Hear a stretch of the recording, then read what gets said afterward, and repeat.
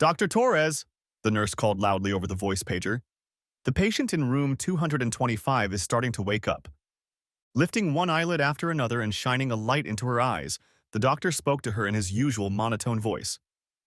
Mrs. Moore, can you hear me? He checked her pulse and heartbeat and glanced at the monitor again. Nurse, she's waking up. Check the contacts in her file and call everyone listed there. Tell them it may take 1 to 5 hours, but she's definitely waking up. About 3 hours later, Laura woke up, albeit barely, but she woke up nonetheless. Welcome back to life. Don't try to talk yet, the nurse said as she gave her clear liquid through a straw. When you feel strong enough, you'll be able to sit up, but be patient. You've been asleep for a while now. And don't worry, your family has already been notified. So just relax and let your body wake up completely. You'll feel much better in an hour or two, she said, as she took her pulse once more and wrote the results on the chart. She shook her head, fumbling with all the wires and objects that were still attached to her. Laura could tell she was in some kind of hospital, but couldn't remember which one. She could see and hear what was going on around her, but her brain was still failing. She held up her hands and looked at all the tubes coming to her. Don't worry, we'll get it all out soon. We just want to observe you for a while longer. Your arms, legs, and the rest of your muscles haven't been used in a while, so it'll take time for them to get used to the movements. I know you have a million questions, but be patient. You've been through quite an ordeal, and you don't need any shocks right now. Relax, and in due time, you will have all your questions answered. The nurse smiled once more and left the room. Bright sunlight streamed into the room through the closed blinds. It was daytime, but what time of day was it? Still not coming to her senses, she began to feel a little better. Looking around her room, she saw a few magazines, a sweater, and other personal items. And then Laura noticed a picture of herself and what she thought was Randy. It was a picture of her daughter, Randy. It was on the dresser, too far away to pick it up, but at least she could get a good look at it.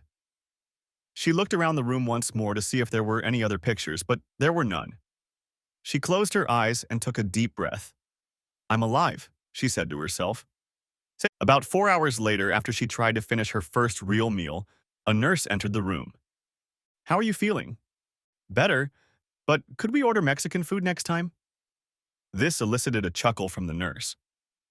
Well, if your appetite has returned to you, I suppose you're strong enough to receive a couple of visitors, she said, looking toward the door. There's a young lady who's been waiting here for 3 hours. She's been running around the hallway like a caged cat, and has informed me that if I don't let her in here soon, I'll need 3 orderlies to hold her down. So if you agree, I'll let her in, but there's always a but, isn't there? But if your vitals go up, I'll throw her out. Do I make myself clear? Laura nodded and raised herself even more on the bed. She was right. Randy came running in the door. Mommy, Mommy! She screamed with tears in her eyes. She kissed her mother's face and hugged her. Randy began to cry. I thought we had lost you. When they said you'd never wake up, I told them they were wrong and that you'd fight back. How do you feel? Are you in pain? Do you need anything? The questions poured in nonstop as she wiped her eyes with her sleeve and sniffled. You've lost a little weight, Randy said. But don't worry.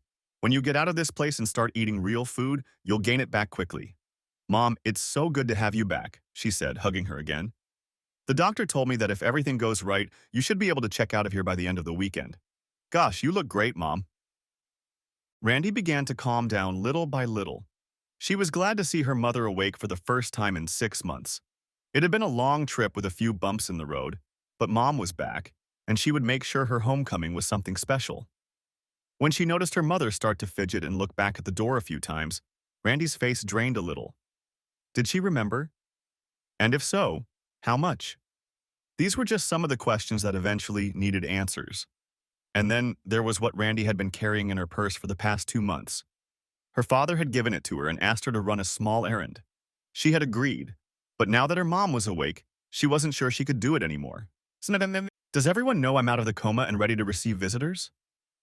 Mom, I called everyone on the way here, but I asked most to give you a day or two to recover. That way you won't get hit right away.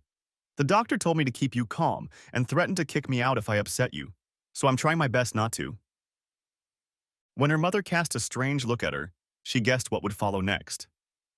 A detached expression appeared on Laura's face. She seemed to be trying to remember something. Finally, she asked Randy the question she had dreaded from the moment she entered her room. Please, please, please, please, please let it be something else, Randy begged. But it wasn't. Mom, he's not coming. I called him on the way here to let him know you were awake, but he said he wasn't coming. A sad expression appeared on Laura's face, as if she had expected this but was hoping for a different answer. Evan said he would come tomorrow after work, and Grandma and Grandpa are coming tomorrow night. Your sister Patty is on her way and should be here in about an hour.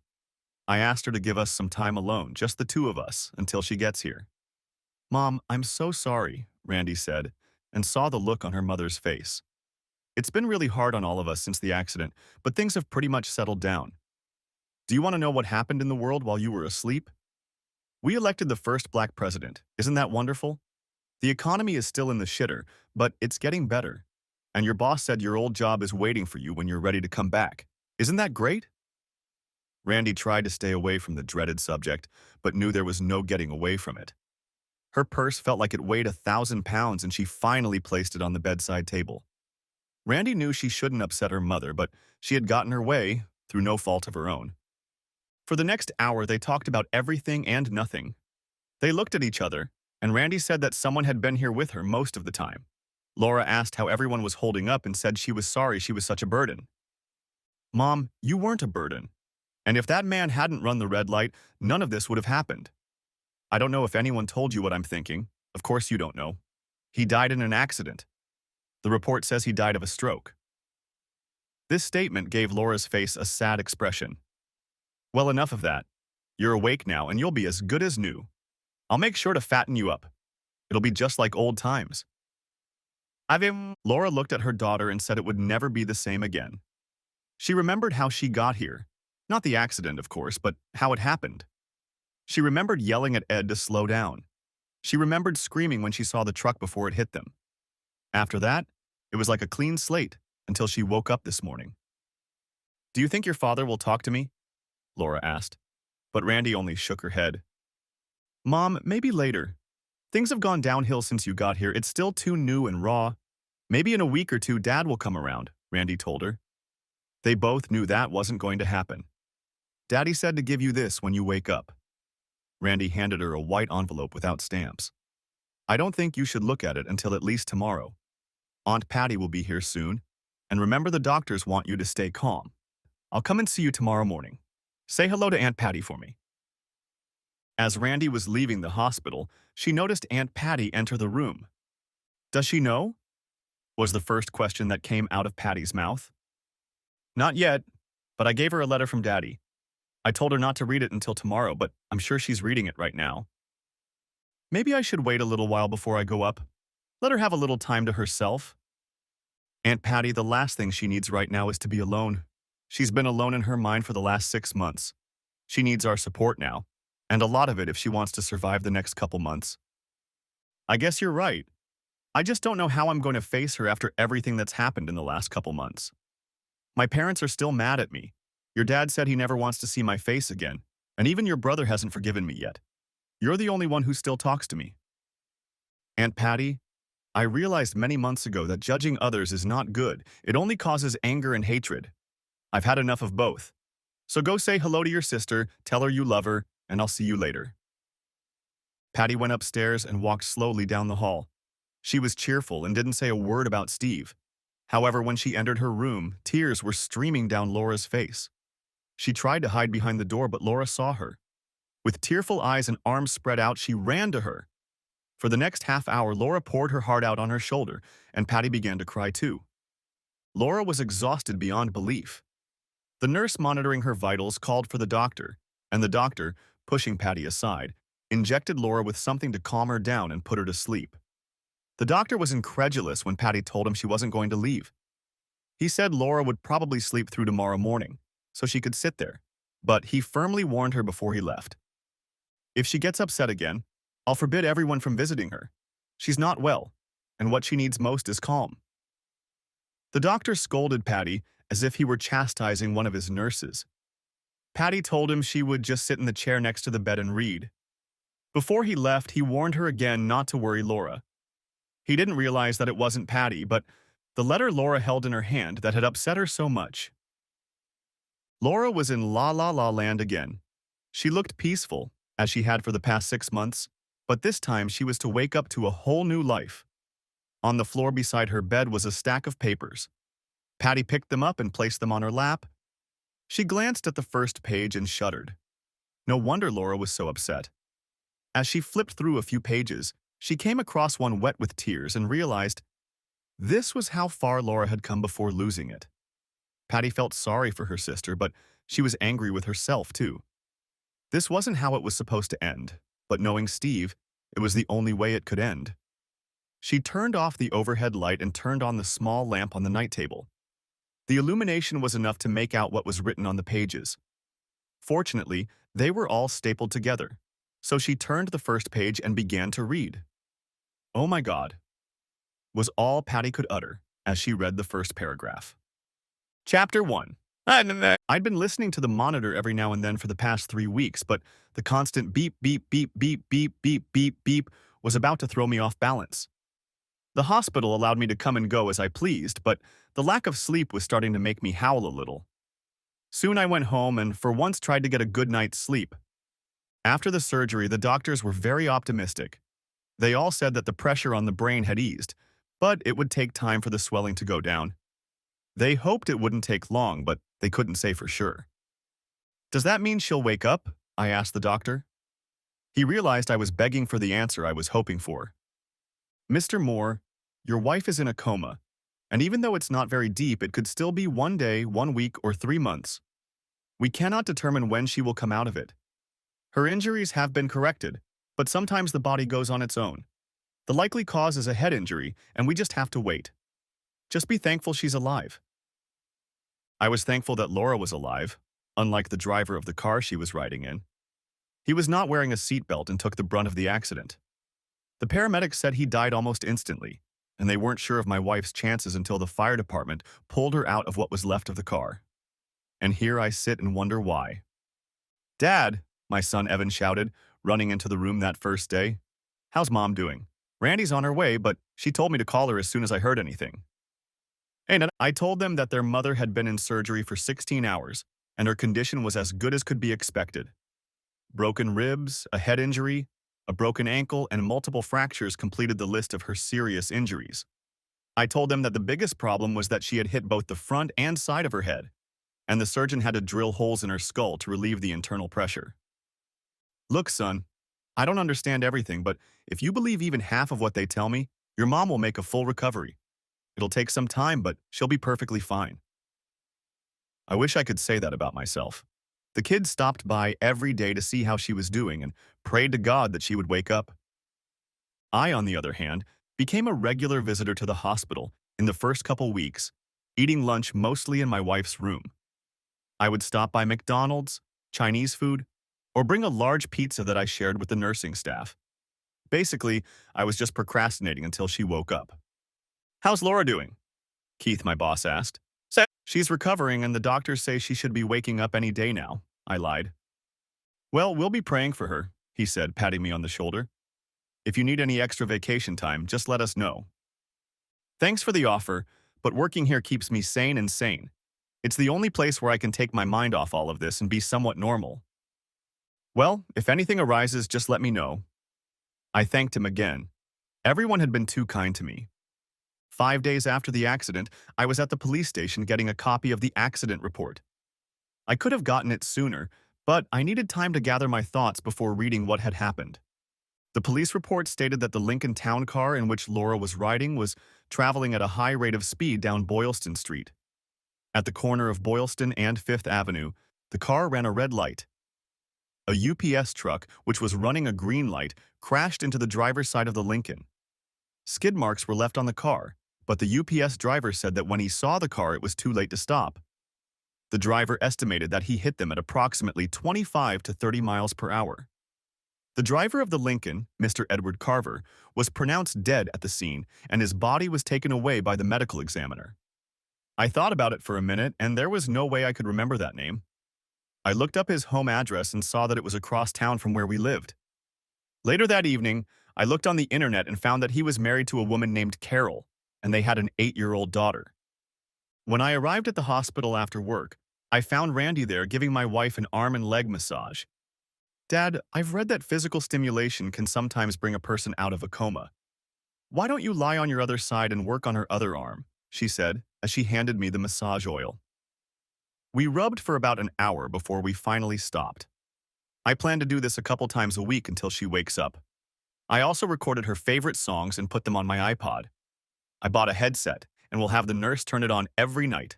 Something should work. Honey, the doctor said it will take time.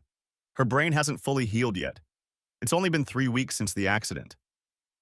I hope you'll sue the father, the UPS driver. He could have killed Mom. It's like, honey, the driver of the car your mom was riding in ran a red light.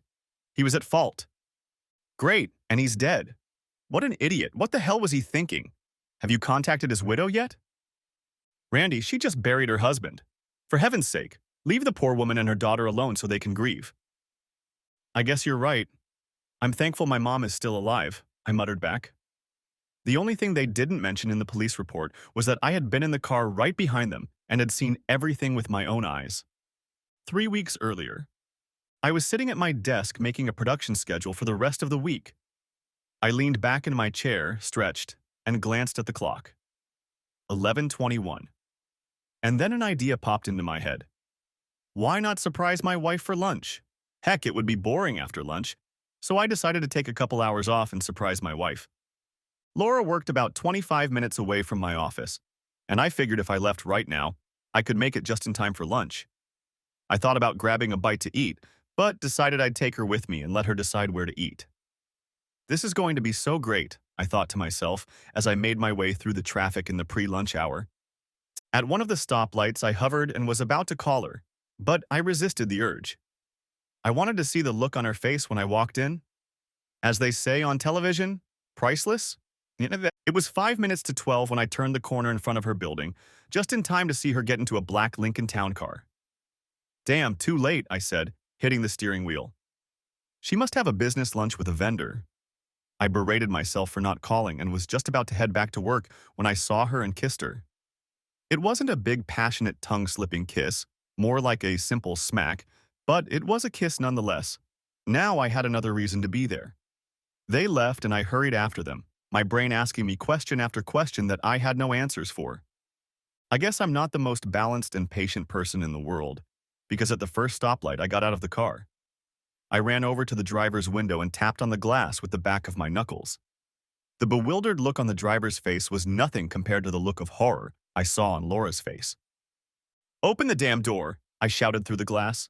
The light turned green, the car jerked forward and quickly pulled into the street. I ran to my car, and even though everyone honked at me, I heard nothing. I kept my eyes on the black Lincoln breaking through the stream of cars ahead of me.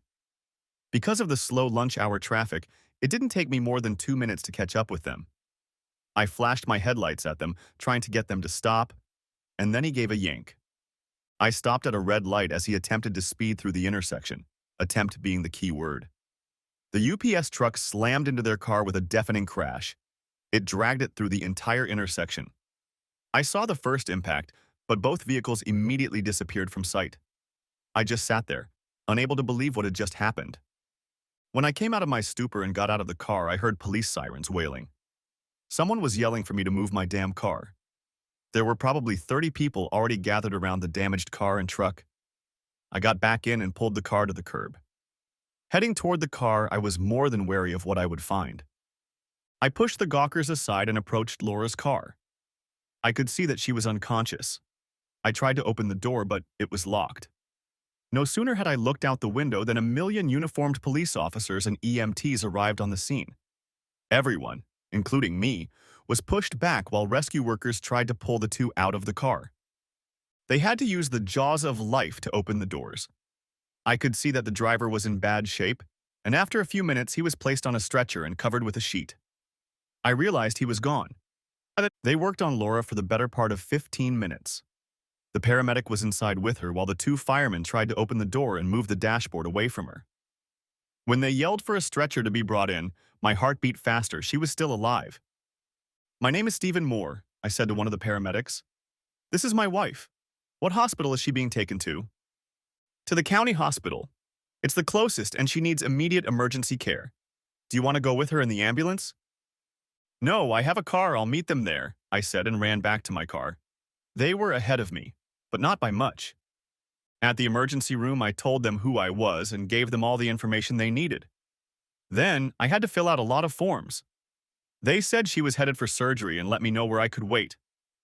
For the next couple hours, I probably sat in silence, emotionless and in a daze.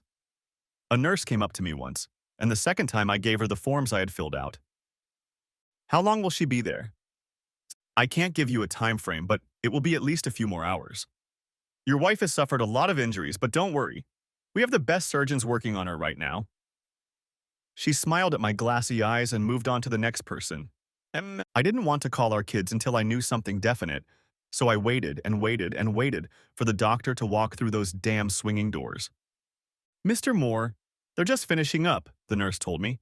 The doctor will be out in about 20 minutes to explain to you how she's doing. Half an hour later, the doctor in the green coat told me how she was feeling and what I should expect. She would be sedated for the time being as they did not want her to move. Her head will be secured with straps to keep her still, and then he told me about the fact that she would have to have her skull drilled. Mr. Moore, it's not as bad as it looks and your wife has come through the surgery quite well. She's not out of the woods yet, but everything went as expected. We'll know more in about 12 to 24 hours. Go home and get some rest. There's nothing you can do here. He was right, but I stayed anyway. Evan, it's Dad, I said into my cell phone. Mom's been in an accident. I talked to him while he got dressed and left the house. He said he would call Randy and meet me in 20 minutes or less. Drive carefully. I don't want to have to visit two people here. He showed up, Randy showed up, and I brought them up to speed. After 3 cups of coffee, I talked them into leaving. I told them I'd stay until she was out of rehab and in a room. I'll call you if anything changes, I told the two of them. Go home and get some sleep. There's nothing you can do right now. I almost physically forced myself to put them away. When the doctor informed me the next day that Laura had slipped into a coma, I thought, what else could go wrong? However, by the second day, if I was told that going into a coma after such an accident was not uncommon, I started screaming. Day after day, week after week passed without any change in her condition. She was getting better, but she was still in that damn coma. I watched her for hours. She looked so calm with dozens of tubes and wires sticking out of many parts of her body. The cuts on her face and forehead were almost completely healed, but she would probably need plastic surgery to reduce their appearance. I went to work, spent my evenings at the hospital, and only came home to sleep. Life sucked. If it wasn't for a phone call late one night after returning from the hospital, I would have stayed in the same rut. Mr. Moore? The female voice on the other end of the line asked in a slightly hesitant voice. Yes, this is Stephen Moore. Can I help you? I replied in my usual tired voice. Mr. Moore, my name is Carol Carver. My husband was Edward Carver. I stopped her where she stood. Mrs. Carver, I know who you are and let me take this time to tell you how sorry I am for the loss of you and your daughter. Thank you. Can I ask you about your wife? She's still in a coma, but the doctor said they expect her to come out of it soon and make a full recovery. Thank you for asking, I replied. Mr. Moore, I need to ask you a sensitive question. I know I may be out of line, but I still want to ask, she said, her voice shaking but getting louder. Why was your wife in the car with my husband? I paused for a moment. That's the $10,000 question, isn't it? I finally answered. For the next hour we talked, or should I say exchanged information. As to whether or not they were having an affair, neither of us had the slightest idea. Ed wasn't due back in town until late at night. When they called me, I told them they had the wrong Edward Carver. My Ed Carver's plane wasn't due until 9:30 that evening. When the police said they had identified him from his driver's license and credit cards, I was confused. I hesitated and wondered if I should tell her I had something to do with her husband's death, but she'd probably hang up on me. In that case, I'd never know if the affair was real or if he was just a close work friend. Carol, what exactly did your husband do for a living? He worked for a company called Canon. He leased copiers and printers to businesses in the Southeast. The last I heard was that he was finishing up work in Macon, Georgia, and would be home around 10:45 this evening. I didn't bother to inform his boss since I'm still on Ed's health insurance for the next 3 months. I can't put it in jeopardy. Did you go through his emails and text messages on his phone? I picked up his laptop and cell phone from the impound lot, and although your wife's company is listed, there was nothing unusual there. I don't want to believe he was cheating on me, but now I just want to know for sure. Carol, why don't I check something out on my own and get back to you in a couple days? There may have been something going on, but to what extent, I can't say for sure. We exchanged cell phone numbers and I set out to look. Nothing. I found nothing. If they were having an affair, I found nothing. The only time we weren't together outside of work was when she and her sister went out to dinner or shopping together. Hell, sometimes I even joined them, so I knew there was nothing funny about it. Friday night, I looked around my bedroom, room, and garage looking for something. I didn't know exactly what I was looking for, just something out of the ordinary. No emails, no texts, no unreported expenses like hotel rooms or anything like that. Thank goodness I didn't accomplish anything. I even went so far as to go to her workplace and inspect her desk. My excuse was that one of Laura's credit cards was missing and I needed to either find it or report it stolen. Like I said, nothing. I talked to Carol and even invited her to lunch to compare notes, but she decided that would be inappropriate given the circumstances, so we just talked on the phone. After about 6 weeks, neither of us could find any connection between them, other than the fact that Ed's company owned a copy machine rented from Laura's workplace. They probably just met for lunch to discuss renewing the lease, I said, not quite believing what I'd told her. After all, I'd seen the kiss. If it had been a kiss on the cheek like the two friends had, it would have been erased from my memory by now, but it wasn't. It was on the lips, and it didn't seem to be the first one she'd given him. It was too automatic and casual, like it was expected. You don't believe that any more than I do, Carol said. Carol, neither of us has found anything to tie them together. Steve, deep down I know there was something here, but maybe you're right. Either way, what's the point of this? I just want to get it over with. You have a wife, and even though she's in a coma, she's still alive. Mine is dead, buried but not forgotten. Now when I hear someone say what a good husband and father Ed was, I shudder because I think he might have cheated behind my back and it drives me crazy. I guess it doesn't matter now, but could you do me a favor? If I can. If and when your wife wakes up, please find out for me what was really going on. I guess it makes no difference to me now, except that these lingering thoughts will drive me crazy. If he cheated, well, he paid a heavy price for it. But if he didn't, then I don't want to dislike him for the rest of my life. You know what I mean? Don't worry, I'll help you deal with it because I need it myself too. That's how life went on for the next couple months. I went to work, to the hospital, and finally home to sleep. Day after day, my schedule was like a ticking clock. Then, out of the blue, I got a call from Carol. Steve, Ed's work sent over a box of personal items that I missed, as well as mail that went directly to his work. Among those items were 2 Visa bills for an account I never knew about. The bills included charges for a stay at a Hilton hotel near the center of town. As far as I could tell, he rented a room there once a month. The only problem was that he had to be on the road every one of those days. I was beginning to forget how this was all happening, but the new information brought me back to reality. Carol, you can name the last 3 or 4 dates and I'll try to somehow relate them to what we were doing at the time. She gave me the last 4 and I told her I would get back to her. I remember what I did 2 weeks ago, but the last date was almost 18 weeks ago. I came home, looked at our kitchen calendar, and after drinking a Corona, I tried to remember what had happened before. I failed, but I found where she and her sister had dinner on the previous date. Then I remembered that Carol had said she had checked Ed's day planner. Everyone at Laura's work wanted to know how she was feeling, and the only answer I could give them was that she was stable, but her condition hadn't changed. This time, I knew exactly what I was looking for, and I found it in her desk drawer, a day planner. I took it and headed to my car. On the way home, I snacked on Chinese food because cooking for one was getting just unbearable. Taking our kitchen calendar, her workday planner, and the dates Carol had given me, I started marking them off. Of the 4 dates, Laura went out to dinner with her sister on one date and shopping on another. The other 2 dates I had no idea about, and they didn't fit into the pattern of the others. I called Carol. I have both good and bad news, I told her. On 2 of the dates you mentioned, my wife was with her sister, and I missed the other 2. Are you sure she was really dating her sister? Now Carol opened another can of worms. I guess I can't put my life on the line, but they've been dating for years. Steve, that's not what I'm asking, and you know it. Would her sister lie for her if she was having an affair? Damn it, why isn't this going away? That's something I can't be sure of.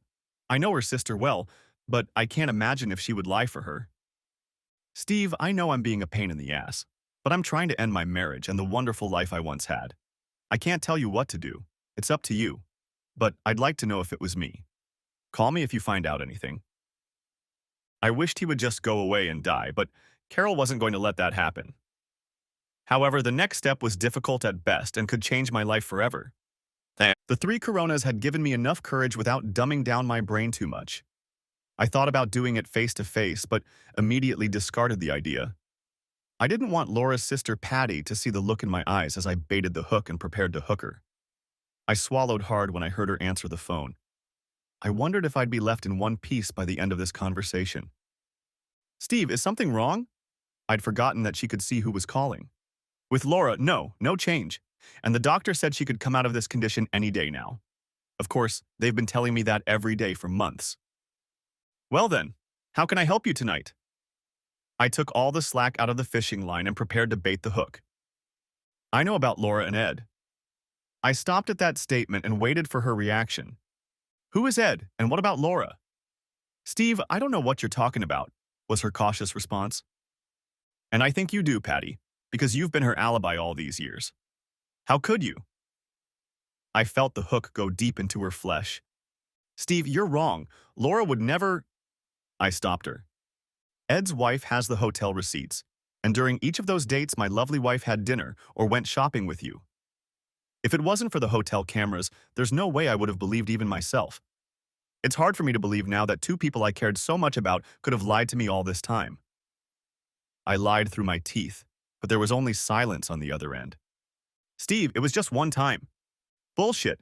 I know of at least 4 instances where she dated him for fun. How stupid do you think I am? I take that back, I think I was pretty stupid. How I didn't see or know that my wife was cheating on me all this time, I'll never know. I guess when you're in love, you become deaf, dumb, blind, and stupid, but not now. Steve, she was going to break up with him the day of the accident. You have to believe that. He got too clingy, and what started out as innocent flirting went too far. You have to believe me. Patty, I saw them when Ed was picking Laura up from work that afternoon. I saw her get into his damn car and kiss him like she was greeting a long-lost lover, for heaven's sake. I followed them until we stopped at a stoplight and then got out of the car to confront them. But when he saw me, he tore out of the car. I was there when he ran the red light and got hit by that damn truck. So don't try to tell me she was getting ready to leave him. The only thing she had on her mind was what she was going to do to him once they were in that room. I was already yelling. Steve, I'm so sorry. Laura loves you, and this was nothing more than a stupid affair that she regrets. Please don't do anything about it until she explains it to you in her own words. You mean lying to me, don't you? I have to admit, you've been good. I never would have thought my loving wife was capable of cheating on me, and my sister-in-law made it possible. You disgust me. The phone went dead, along with my marriage. 20 minutes later, Bob, Patty's husband, called. Steve, I didn't know shit about what the two of them were doing. You have to believe that. If I had known, there's no way I would have put up with what Patty was doing. I sincerely apologize to you for what was done to you, and I can guarantee it won't happen again. He was right about that. Thanks, Bob. I didn't think you knew, but you don't have to worry about it anymore. Steve, I know you're really angry right now, but don't do anything you'll regret later. Take a couple days to cool off, and if you need someone to talk to or have a drink with, I'm always at your service. I thanked him and told him there was nothing I could do at the moment anyway. Laura was still in a coma, but I told him to tell his wife to stay away from me. I drank 2 more beers and went to bed. I didn't sleep, just stared up at the black ceiling. Around 10 o'clock Thursday morning, I called Carol and invited her to lunch the next day. I chose a place with a half-empty room because I knew there would be a lot of yelling, and alerted the waiter. I was already drinking my second glass when Carol showed up. She ordered a drink. I told the waiter to bring her too and leave us alone if he didn't hear any gunshots. Carol, you were right. Ed and my wife were having some sort of affair. Her sister was covering for her, and I think with Ed on a business trip, it was easy for the two of us to double-cross him. That bastard, how could he do that to me? To us? Well, at least I know what kind of person he really was. How I wish I could face him, spit in his face, and make him suffer the way he made me suffer. Carol, there's something I haven't told you yet, and I want you to hear me out completely before you speak. I don't know an easy way to say it, so I'm just going to tell you. I looked at her one more time before I started. I saw them together the day of the accident. I was going to surprise Laura and take her to lunch, but when I arrived at her place of employment, she was already getting into your husband's car. Through the back window of the car, I saw her kissing him, and I started to follow them. After a couple blocks, I got out of the car to confront them, and from that point on, everything went downhill. Your husband saw me and took off, and my wife went crazy in the front seat. I stopped at the stoplight they drove through. I saw a UPS truck crash into them and saw the fireman extract your husband from the car. He died instantly. I'm so sorry. I may have indirectly caused the accident, but I didn't mean to. She started yelling at me and crying at the same time. Why didn't you tell me this months ago? You knew they were cheating on us and you didn't say anything. Carol, all I saw was one kiss, that's all. But she still lashed out at me, claiming I killed her husband and that it was my fault she was now a widow. Carol, back off. I didn't say or give your husband permission to sleep with my wife, and I certainly didn't step on the gas pedal and make him run that damn red light. I was trying to figure out what the hell was going on, and if it was what I thought it was, end it right there on the spot. I was shaking. I was so angry at Carol, at Laura, at Ed, at everyone and everything. But your wife is still alive while my husband is dead.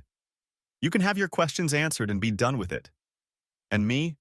I'm left wondering why my husband did this. She continued to cry. I walked around the table and tried to comfort her. She tried to push me away, but I was persistent. I know you don't want to hear this, but in a way, you're lucky. You can move on with your life now. Find someone else, get married again, and never worry about seeing him again. But because of the kids, I will have to see the face of a cheating wife and be constantly reminded of what we once had and lost. I might recognize the reason why, but what will that change? My marriage is over, and I'll have to grieve it just as much as you will. We ordered and ate lunch, if only because we were already there. I stopped consuming alcohol because I didn't want to add a DUI to my already long list of problems. It was about 15 minutes before we spoke again. We connected with each other in ways neither of us had thought possible. For the first time, we weren't talking about our spouses, but about something else. She told me about her daughter, and I told her about my 2 children. If not for the real reason for our visit, it would have been a very pleasant lunch. Carol described her marriage as good, but difficult at times, as Ed was often on the road.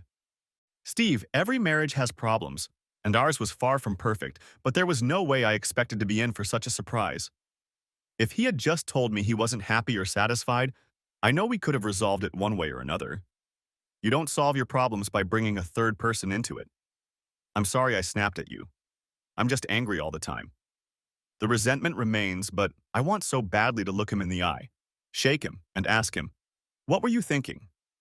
I know it will get easier, but what do I do until then? I think you should do what I did. Live one day at a time. Now that everything is out in the open, I'm going to have to make some hard decisions that will affect not only Laura and me, but a lot of other people. And I, like you, want to know why she left a beautiful marriage for a bed with someone else, but until she wakes up, I'll never know. We finished lunch and skipped dessert. Carol wasn't sure what she was going to do next, but at the top of her list was selling the house. She said she couldn't afford it anymore, and there were too many memories associated with it. I'll probably move back to Ohio and move in with my mom and dad. Thank goodness Ed's life insurance and his pension paid off all of our debts, and I can start my life with nothing behind me. I'm working part-time and told my boss yesterday that I'll be submitting my resignation at the end of the week. I know I've said this a million times, but I'm sorry about all of this. You and your daughter don't deserve this kind of hardship. She thanked me and we walked out together. Can you drive? I asked Carol. Yes, I'm fine. Thank you for not hiding the truth from me. Even if I didn't want to hear it, it's better to know than to keep thinking I might have been wrong. She kissed my cheek. Don't be a stranger, and good luck with your wife, she said as she got in her car and drove away. When it came to Laura, I needed more than luck. For the next 3 days, I came home after work, and between dinner and a few beers, I began to formulate a plan. When Randy called me on the 4th day to ask if everything was okay, I said I was working on a problem. By Wednesday evening, when I didn't show up at the hospital, Both she and Evan came to get me. So, Dad, what's going on? You haven't visited Mom in almost a week. Maybe you're hiding something from us about her condition, Randy asked, startled by what I was about to tell her. Dad, we're not kids, Evan added. I wasn't going to talk about it just yet, but I figured, hell, it was going to come out sooner or later anyway. Kids, there's something. I didn't want to tell you yet, but I started to explain as Randy suddenly burst into tears. She's dying, isn't she? That's why you weren't there. When did you find out? Why didn't you tell us? She said as the tears began to flow.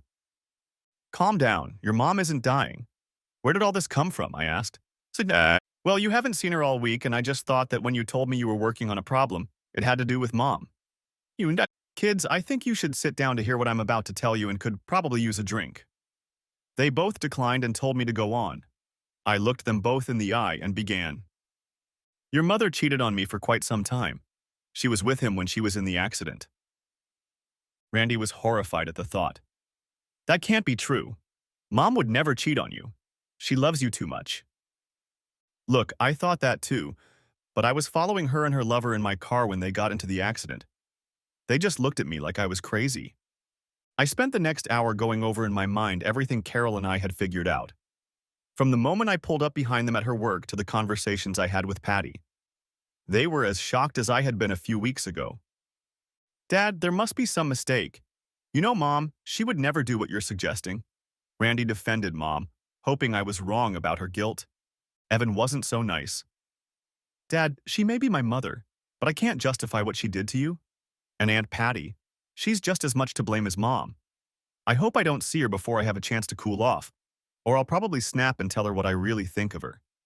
I wonder if she's cheating on Uncle Bob. The questions were pouring in from all directions. Kids, the only thing I can tell you for sure is that I'm done with your mother. I can't divorce her right now because she is on my health insurance, but I no longer consider her my wife. I will prepare the papers, but I will only serve them on her when and if she comes out of her coma. Dad, don't do anything until you talk to Mom. I know things look bad right now, but maybe there's some other explanation, Randy pleaded with me. I get that. You mean they just got a room at the Hilton to hang out and play board games? I didn't want to offend my daughter, but come on. We all know what she was doing there. I told her I wasn't going to rush things. That brought her some relief. I was glad they were gone. I didn't want to have this conversation, but I was glad everything was out in the open now. The one thing I didn't expect was Evan to lash out at Laura's parents on the next trip to the hospital. They noticed that I wasn't visiting their daughter anymore. Then he told them all the details, leaving nothing out. I heard they were shocked. One of the nurses had to tell them to keep their voices down when Evan called Laura a damn tramp and her father took offense to it. My daughter isn't a tramp, her grandfather shouted back at him. Steve must have done something wrong. Grandpa, my dad didn't do anything to my mom. He always treated her like a loving wife. Why she decided to have a lover, no one knows, but I will never forgive her for what she did to my father and our family. I think it all went downhill from there. Patty sent me a letter trying to explain the who, what, and why. But after reading it, I simply replied that I didn't want to hear from her anymore and deleted the letter. How stupid did she think I was? So from that night on, I started to build a new life.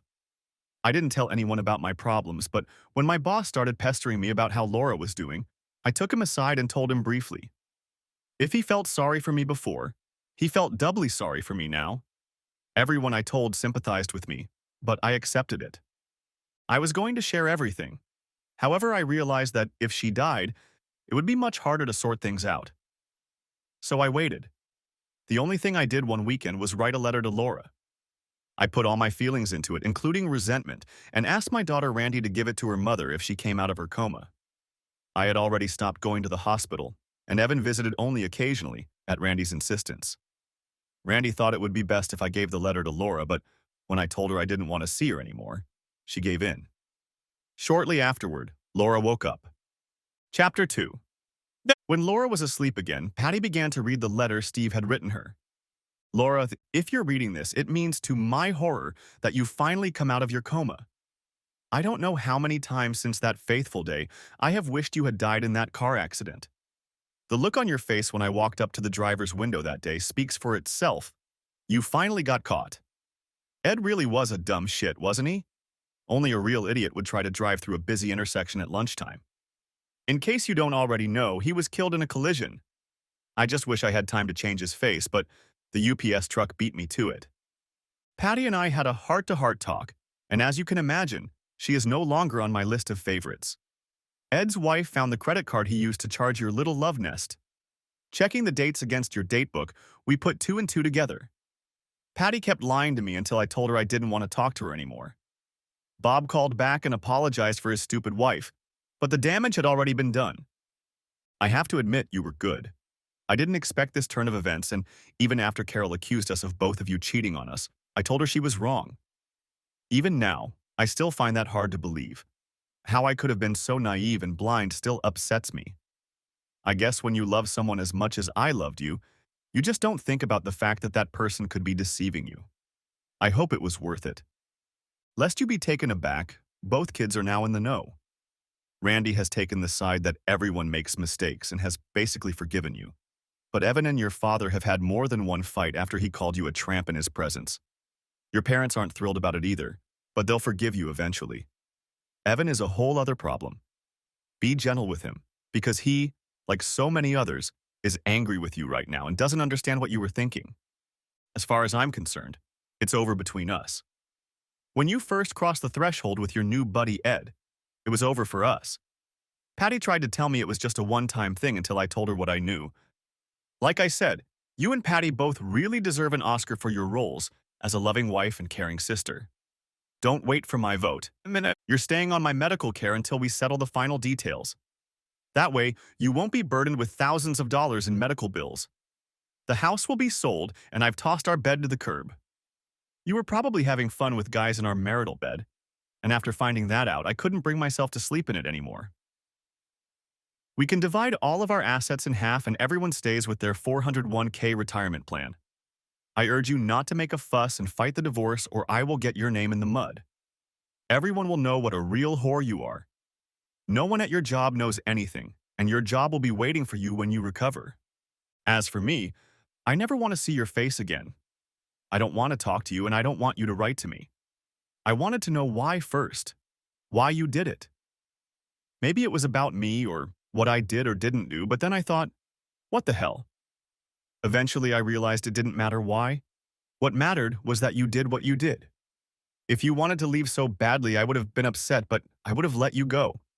Now I just want you to go away and disappear from my life. And I know there will be some problems over the next couple months, but I will send you the name of my lawyer when I find one for you to act through him instead of me. Like I said, I've been waiting for you to wake up or die, whichever comes first, before proceeding with this. So, in conclusion, I hope you live a miserable life and when you look in the mirror and see all those damn scars, you feel the sharp pain of what you threw away. I'm not going to go out on a limb for you because you sure as hell didn't. I'm angry, bitter, and like I said, I wish you had died in that damn accident. It wasn't even signed. Patty didn't blink once throughout the entire letter. Steve had hit exactly the right target, and although she knew the intimate details of Laura's affair, she would never mention them to a living soul. She felt that if you couldn't trust blood, who could you trust? But Laura never finished the letter, and Patty didn't know how she would react when she finally did. Patty was worried about Laura. Patty also realized that there was no way in hell Steve would take her back. At least she would have a job when she got out of the hospital. She told Laura more than once that she was playing with fire, but Laura insisted that there was no way Steve would ever find out about it. She was well aware that their personal life had become boring, and she needed to spice it up a bit. However, as it turned out, it wasn't spice, but rather acid. Laura stated that she was going to end the relationship because Ed was becoming too demanding and asking to spend more and more time with her. He was no longer satisfied with casual bed dates. Now he wanted dinners and sleepovers. The fact that she had cheated on Steve had become known, at least in her family, and Patty hoped that their parents and Evan would finally come to their senses and forgive her. After all, family is family. Chapter 13. When Laura woke up, she was sure she had dreamed the whole thing. It was one of those crazy dreams that drugs induce. For the past 36 hours, she had been falling in and out of sleep. When she noticed Patty asleep in the chair next to her bed, she was relieved to see the person with whom she had shared so much of her life. Laura touched Patty's shoulder and watched as she jumped to her feet and then looked up at her. "How are you feeling?" Patty asked. "Much better. Have you been here all night?" "Yes, I fell asleep a little after 10 o'clock at night. Forget about me. How are you doing?" "I needed that dream. I've had the craziest dreams. Fortunately, they were only nightmares." Then she saw the letter in Patty's lap. "Oh shit, it wasn't a dream," she said and burst into tears again. "Laura, look at me," Patty told her calmly. "If you don't calm down, they're going to put you under the knife again. Do you understand?" Laura nodded. "You have to realize that Steve knows everything. Even if you were careful, you left a paper trail and now everyone knows. He doesn't want you back and waited until you woke up to divorce you." "Patty, there might be a chance.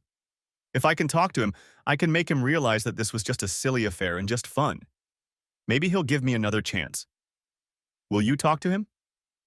"Laura, I'm one of the last people he'd want to talk to. Remember, you used me as an alibi. Hell, it took me weeks to get my husband to forgive me when he found out what I'd done. Bob thought I was lying to him too. No, the only one you have a chance with is Randy. She's forgiven us both and keeps Steve updated on your progress. Maybe Steve listens to her, but I sincerely doubt it. I told you what would happen if he found out." I know, but it was so mischievous at first and then it just became entertainment when Ed was in town. Having someone actively pursuing me made me feel young again. Only this time I was going to follow through if he asked. I know it was stupid and I let things get out of hand, but I never thought I would get caught. Patty, I never felt any love for Ed and I never loved Steve any less. Laura, that's the problem. You didn't think. She was right. For the next 2 days, Laura was probed, and probed. Everything was normal or normal enough for her to be discharged. She would need additional surgery on her right arm and lower left leg to remove small bone fragments, but that could be done at any time in the future. Randy has been by her side every step of the way and has prepared a bedroom in her apartment for her mother. I took almost all of your clothes out of the house, and Dad left your car at my place a couple days ago. He paid the insurance on it for the rest of the year. Daddy's going out of town in a week or so, and he said you could come to the house and take anything you want. He said he wants to put it on the market as soon as everything is cleaned up. I have tons of cards for you at home, probably from everyone you know. After a week or so, I told everyone no more flowers. Your room started to look like a flower store. I'll pick you up tomorrow morning in Evan's van. It'll be easier for you to get in and out than my little car. Get some rest today. We have a big day tomorrow." With those words, Randy left, at least for the time being. Laura spent the last night in the hospital, lamenting what she had done and trying to think of a way to get Steve back, if possible, or at least get him to talk to her. Maybe after a good night's sleep, she would figure out how to do it. After 3 weeks at Randy's, they were allowed to go back to the house. Steve and a few friends had gone out of town. Laura and Randy had all day Saturday and Sunday to look around. The house was a mess. What caught their attention were particles of ashes and broken glass in the fireplace in the family room. Photographs. There were all the photos from the entire period of their marriage. Most of them had turned to charred ash, but a few on the side still remained. It seemed like Steve had just thrown them in there, flicked a match, and walked away. That's roughly what Laura had done with her marriage, she thought. Gone were the wedding photos, snapshots taken on family trips, and even 2 family portraits. How could my father do that? If he didn't need them, I would have taken them. And now we have nothing from all the vacations and trips. Randy looked longingly at the charred remains in the fireplace. "Randy, I think that was the idea," Laura said, as she sat down on the hearth and pulled out whatever else was left. Other than furniture, there wasn't much left. They filled 3 large trash bags with things, and while Randy loaded them into the car, Laura took one last look around. 24 years together, and all that was left were clothes, a few mementos, and 2 wonderful children, one of whom still didn't speak to her. The last thing Laura had taken with her was the purple lizard Steve had given her for her first Christmas. Money was tight, and they had agreed not to exchange gifts, but, Laura guessed, he had seen her looking at it in the store and had somehow found the money. It was the first thing they put on the table during the holidays, and the last thing they put away. She was even surprised he hadn't burned it too. Such an old thing should have flared up like a match. Brushing away another tear, she slammed the door shut and stepped out of her old life and into Randy's waiting car. For the next 4 months, Steve and Laura shared their lives. Money, stocks, pensions, it all went down the drain. He was much fairer than she would have been if the terms had been reversed. When the house was sold, they split the profits and he filed papers in court. Now they were 100% living apart, so there was nothing to argue about. Laura fought to see him before the decision was final, but Randy said it didn't matter to him. He'd bought a 2-bedroom apartment near downtown and lived on without her. Evan eventually recovered, but they were never again as close as they had been before the accident. A year after the divorce, Randy and her boyfriend got engaged, and Laura found a small 2-bedroom apartment in the historic part of town. She went back to work, and while she didn't have any serious money problems, the wedding would cost more than Laura could afford. On Sunday, they had dinner. Evan, his wife Kate, Randy, her fiancé Dan, and Laura. They discussed the wedding and went through numerous lists of documents.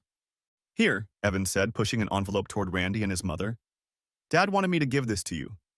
He said it should make life a little easier." Randy opened the envelope and pulled out a check. It was a check for $20,000. It was accompanied by a short note. "My girl deserves the wedding of her dreams." For the past 15 months, Randy and Steve had barely spoken. They had argued more than once, and he had told her that if her mother was going to attend the wedding, he wouldn't. That was 3 months ago, and they hadn't spoken since. Now, Randy looked at the check in her hand and turned to her mother. Maybe this means he changed his mind and decided to come? Evan didn't look as optimistic as Randy and Laura. "Mom, I still think we should limit ourselves to little. There's no point in going into debt for a wedding and reception that no one but a few people will remember in 5 years. Randy called to thank her father, but he didn't answer. She left a message thanking him for his generosity. The message also informed her that her mother would be attending her daughter's wedding. Randy told her mother that he never responded. After she left the first message unanswered, subsequent emails and calls also went unanswered. Apparently, she had gotten a response but sent him an invitation anyway. Evan couldn't or wouldn't tell his mother and sister whether Steve was coming or not. If he didn't come, he was going to walk his sister down the aisle and marry her, which was the plan for the evening of the rehearsal. Randy was happy and sad at the same time.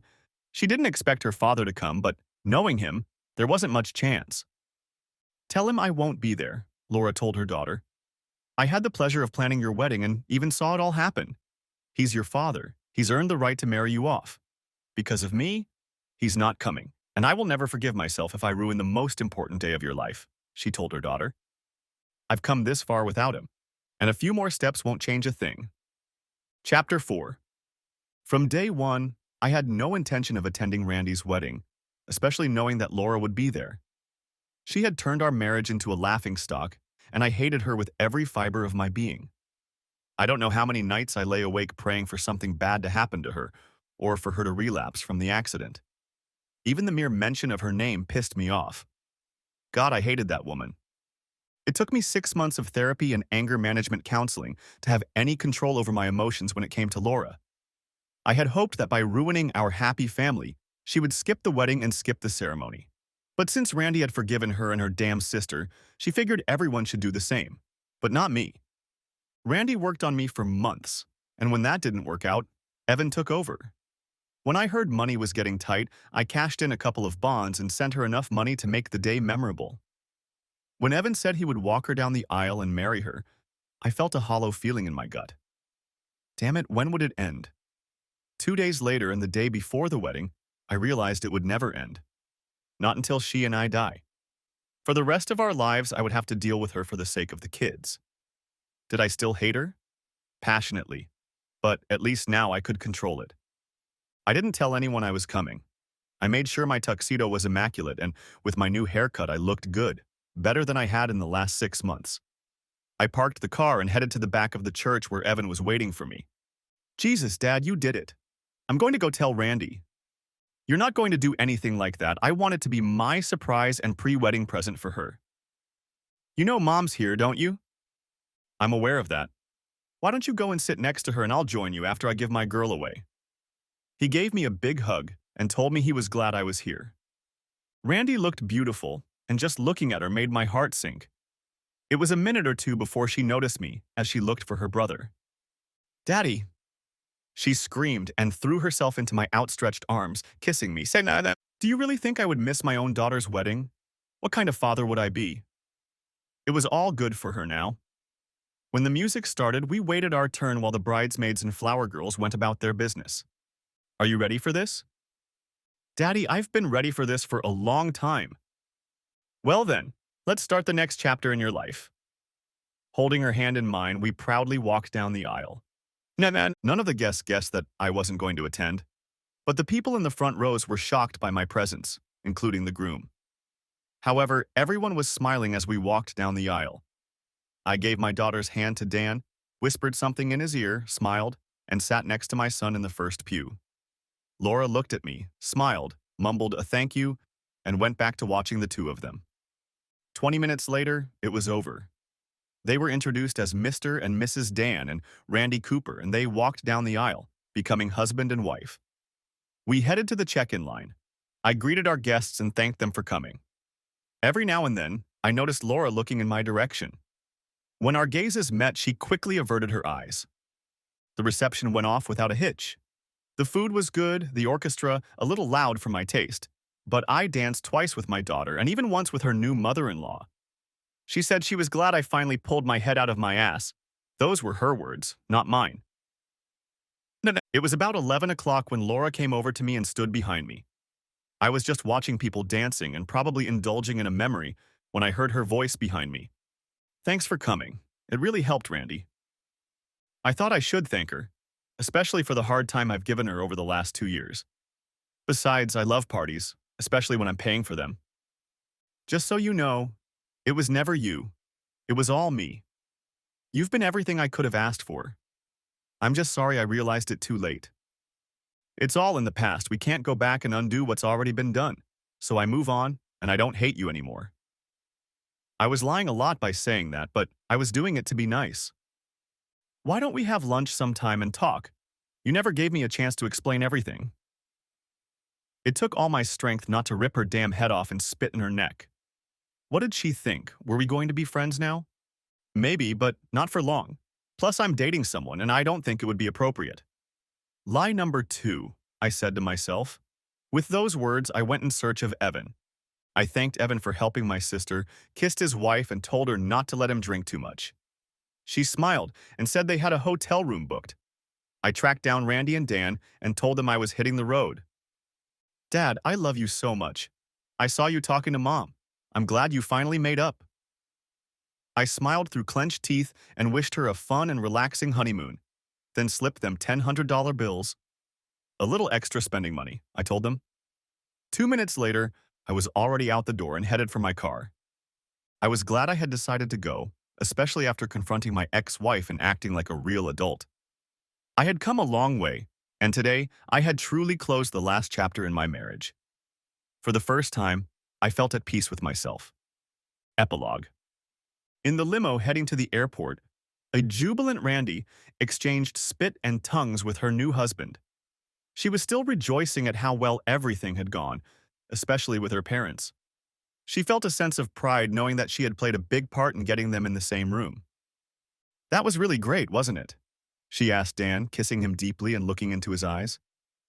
"By the way, what did my father whisper to you at the altar when he handed me over to you?" she asked Dan, sipping champagne from her glass. Dan got this look on his face. "He said that if I ever hurt you, he would hunt me down like a dog." "Well, I guess you'd better heed his wishes. I guess my father never forgets anything," advised a very wise Randy. The end. Thanks for watching. Hope you enjoyed it. Subscribe to my channel and watch for the next video.